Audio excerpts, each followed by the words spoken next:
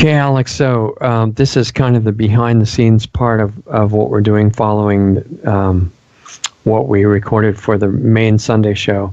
And this is for our group Planetary Healing Club, and I thought it would be interesting, if you want to give a little bit of an insight into your work with education, how you got into that, and what you're doing with it now, and what your goal is for the whole thing. And this can help people understand what they could do by having their kids in your school and also reading the New American Magazine, but because you have good articles in there, but also things that homeschoolers can include, or things, if people have kids in public school, becoming aware of what kind of things are important to keep an eye on as long as they're within that system. Yeah, well, thank you very much for the opportunity, Richard, and thank you to everybody out there watching this. So, it kind of started in like 2010 when I first found out about the Common Core state standards, so-called. It hit me like a ton of bricks, and I realized that education is the key battleground for all these other issues that we care about. It doesn't matter what your key issue is or issues, right? Whether you want better health or lower taxes or keep gun rights or, stop geoengineering, whatever your issue is, all of these issues are going to be totally lost for our side if we continue to allow the government to brainwash 90% of our children with anti-freedom, pro-totalitarian, global governance, sustainable development propaganda. And so, seeing as to how that's the case, I spent a long time thinking, how could we reform this system so that, maybe instead of teaching the kids indoctrination and gobbledygook, they could actually learn something useful. And what I've come to realize in the intervening years, I wrote a book it came out in 2015, Crimes of the Educators, How Utopians Are Using Government Schools to Destroy America's Children. I co-wrote that with Dr. Samuel Blumenfeld, who spent 50 years of his life on education. And, working with him, my eyes were opened on this education issue in a way that I couldn't have even imagined, right? I found out that they were deliberately making our children into illiterates, right? They're using a method to teach reading in the schools that was exposed as quackery in the 1840s, right? So they've known for 150 years, 170 years that this doesn't work.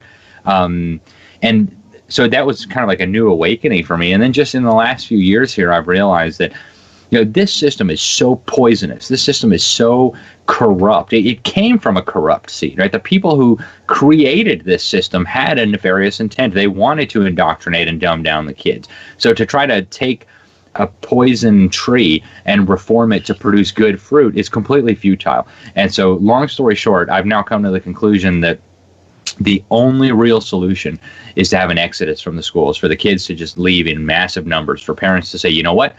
You may tax us, you may oppress us, you may regulate us to death, but I draw the line at my children's mind. You're not having it. Take your kids out, opt out of the system. In every one of the 50 states, you have the legal right to opt out of this insanity. And so, what we say is parents, protect your kids. So the two main things that we're working with right now, we've got a special issue coming out in the New American where we're going to be breaking all this down, right? Showing what's going on in the schools and showing your alternatives. Homeschooling, why is it so amazing? The Freedom Project Academy, which I work with, is one alternative out there for parents who maybe don't have a lot of money but still want their kids to get a good education. And that's done via the internet, right? That is. Yep, it's an online K through 12 school.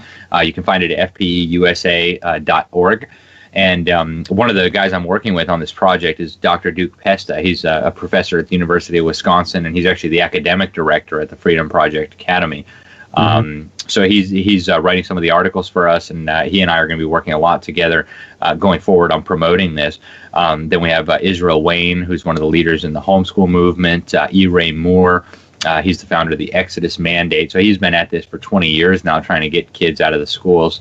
And now he's finally being recognized for his efforts. Just a few months ago, he was on James Dobson's Family Talk, which is, I think, the biggest Christian program in America, maybe the world. Right? It's a nationwide program, broadcast on hundreds of radio stations. And so he had the opportunity to get this message to millions of people: get your kids out. So this is going to be kind of a continuation of that effort. And that's unfortunately the point we're at now. You cannot reform this. Any parent out there who's thinking, well, my school isn't that bad, or our school district isn't like that. Yeah, it is. They're teaching your children perversion in kindergarten. They're making them illiterates on purpose. Not the teacher, obviously. The teachers didn't sign up for this, but the system. Yeah. And if you want your kids to be well educated and to be moral and to be thinking, compassionate human beings, there's almost no chance of that happening if you put them in government school. So you got to get them out.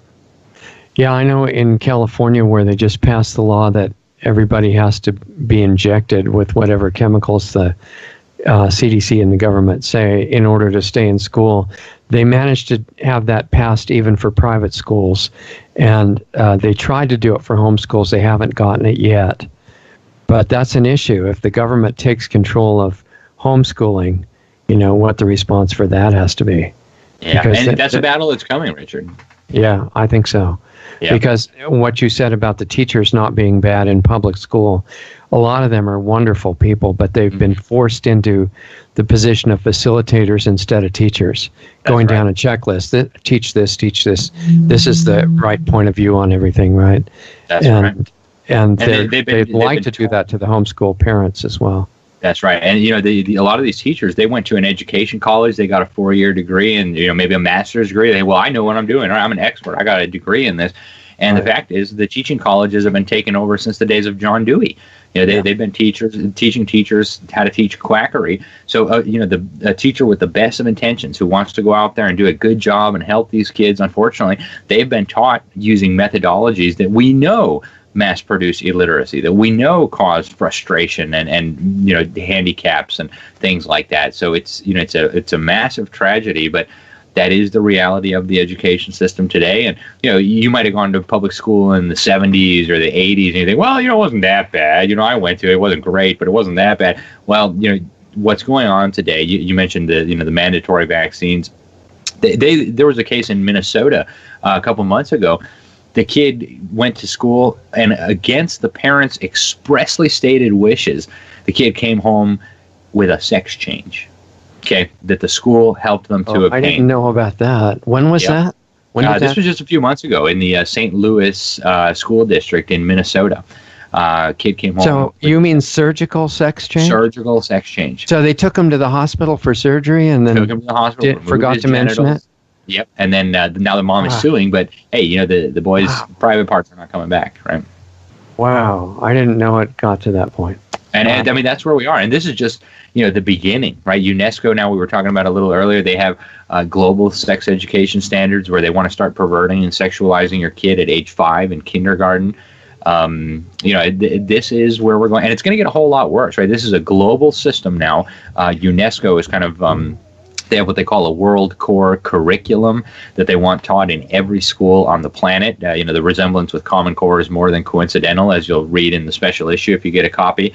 And, there are kids who slip through the cracks. I won't say that every kid who goes through a government school is going to be, permanently destroyed, because kids slip through the cracks. I know they do. I know some who have.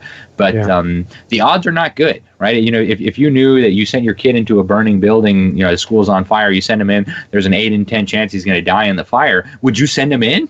Of course you wouldn't, right? That's ridiculous. And yet you would send him in if there's an 8 in 10 chance that his mind is going to get destroyed. Come on. This case was it Minnesota that you referred to? Minnesota, yep. Did your magazine write about that?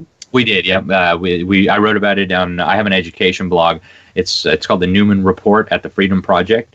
And we usually cross-post those over at the New American website, so that's over there too, yep. Can you send us a link for that article? I'd be very happy to. I'll post it around, that sort of thing. I'd be very happy to, yeah. So what's a better educational system? I think the key thing is diversity. I'm not going to say there's a one-size-fits-all that every kid in the world needs to have the education model that I think is best for them. It makes me think of, some of the countries that have banned homeschooling. Adolf Hitler banned homeschooling. Talk about putting all your eggs in one basket. Even if it was an education system that I thought was the best, I would be opposed to saying everybody needs to be educated like this. Because what if you mess up? Don't you want intellectual diversity? So in my view, the best education, at least as far as we've been able to determine so far, is, the traditional classical Christian education model where the kids learn, rhetoric and logic and grammar, and you do a lot of reading and you do a lot of memorization, and there's a big heavy emphasis on, rote memorization in math. And that doesn't work for all people. Some people say that I want to try a different thing, and that's good. Do your thing. Yeah. Dana Martin has been on our show and has done some incredible work with something called unschooling. Oh, yeah. I've heard of that. I'm very familiar with that, yep. It's incredible. You would think that the kids are all illiterate and stupid and can't do anything. It's just the opposite. They're so excited about learning because they get to say, I want to learn about this. Of course, it requires reading, to do it and all this stuff, but they decide they need those skills. And once they decided, they learn it really fast. So it's like another aspect of freedom. Yep. Freedom actually could be safe to pursue. Absolutely. And, John Taylor Gatto, he's one of the guys that Dr. Blumenfeld and I dedicated our book to. He was the New York State Teacher of the Year, the New York City Teacher of the Year. And, his secret was he just trusted the kids, just treated them like human beings. And instead of trying to bludgeon, facts into their head, you give them some freedom, let them explore what they're interested in. That's what he did, and it worked really well. So, I think unschooling is a great thing for a lot of people. I personally don't use it. We try to give some more guidance for our kids in our school and, personally, but I know of a lot of success stories like that. And the fact is, kids have a natural curiosity. Kids want to learn things, and if you let them be, they will, right? I mean, they may not do as much math as you wish they would, or, they may not do as much history as you wish they would, but they'll do something, and it'll be useful, and it'll be good. And, there's been so many cases that have proved that. So I'm a big supporter of that, and I'm a big supporter of variety. Unschooling may be great for some families, and maybe other families want some more structure, or, maybe mom doesn't feel like she can handle it. Then you need some support from an organization or a curriculum provider, or a group of parents. Who all have a similar idea, and they want to help each other and trade off the time and teach things they know about. And that's right. We're involved in 2 co-ops, actually, speaking from personal experience. And one of them is just like that. You have a dad who, knows a lot about, say, science, so he'll teach the kids science. You got a mom who knows about zoology. You got a mom who speaks Spanish because she's from Colombia. She'll teach the kids Spanish. And it's brilliant. The kids have friends to play with. They have some structure. The burden's not all on you. And then there's other co-ops. There's one that we use called Classical Conversations. They actually pay some of the moms to do, like tutoring, so kind of some structure there. It's really heavy on memorization. It's, it would seem alien to kids who went through a government school. It's a drastically different way of learning, but in our experience, it works very good. Yeah. And the real point is that there's so much freedom once you get out of the system. There's options to suit every need, every desire. And, if you're a parent out there listening to this and you're on the fence of, can I do it? Should I do it? Do it. You can do it. You should do it. It'll be one of the best decisions you ever made in your life. It'll make your family stronger. It'll make your kids smarter. It'll make them happier. I could go on and on about the benefits. They're just indescribable. And the downsides of, I don't want to be always pessimistic and always sounding the alarm. The government schools are a train wreck, and it's important to say that. But I think it's also important to shine the light on the good, which is opt out of the system, and just this whole world of possibilities opens up. So if somebody wants to start investigating that, where do they find resources? We're going to have a lot in our special issue. The first probably 2/3 is dedicated to exposing what's going on in the system, so that parents have a good understanding of, why they really need to get their kids out. And then the last third is about options. So we spend some time talking about the private schools that are out there, the benefits of homeschooling.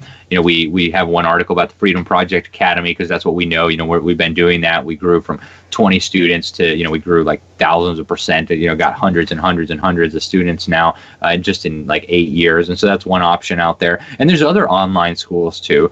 And that's the point. There is, you can go to these homeschool conventions. Any state that you're in, you will have, state homeschool convention. And if you're undecided, if is this right for me? Go to one of those conventions, meet some of the parents, look at some of the resources that are available. And, it doesn't matter what kind of person you are, what kind of family you have, what your interests are. You will find that there is a niche for you. You could be a hippie, you could be, a fundamentalist Baptist, take your pick. and Right. there's a spot for you in the world of alternative education options. Yeah, sounds exciting. Okay, well, I know I've already kept you a long time, so hopefully we'll see each other again shortly. And thanks for all the time. Hey, thank you, Richard. Really That was appreciate fun. it. And let's keep in touch, and hopefully we'll talk to you soon, huh? Yeah, sounds good. Have a All good right, night. All Thanks. right. You too. Bye-bye. See ya. Bye.